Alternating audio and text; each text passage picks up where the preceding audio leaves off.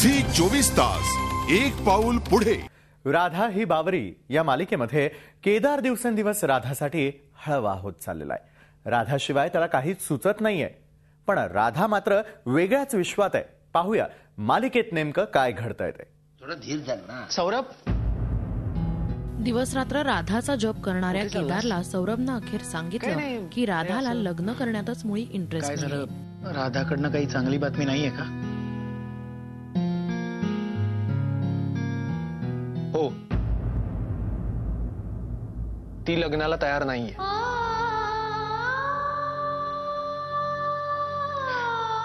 वाटलंच होतं मला। केदार, अरे तुझ्याबद्दल तिचं मत खूप चांगलं आहे, पण तुझ्या बरोबर नाही, पण तिला हे ऐकून केदार मात्र कोसळतो।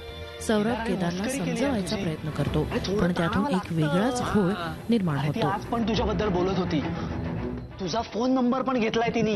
हो, आणि आज रात्री तुला फोन करणार आहे। उघड ना दरवाजा। अरे आज रात्री बरोबर 11 वाजता। काय खरंच ती मला रात्री फोन करणार आहे? हो, आणि रात्री 11 वाजता बरोबर फोन करणार आहे तुला ती। सौरभच म्हणाला। बिचारा केदार राधाच्या फोनची वाट पाहतो। सौरभला मात्र काय बोलावं तेच सुचत नाही। काय सौरभ? नाही चालू आहे।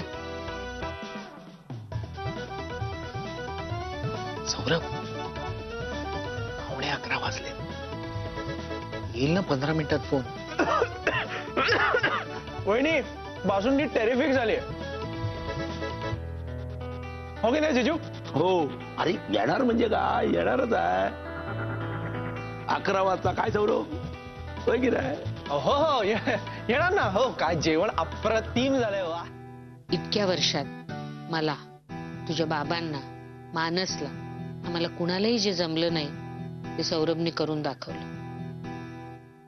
दुसरीकडे पेशंट पद्माच्या केससाठी राधा सौरभची मदत घेण्याचा विचार करते।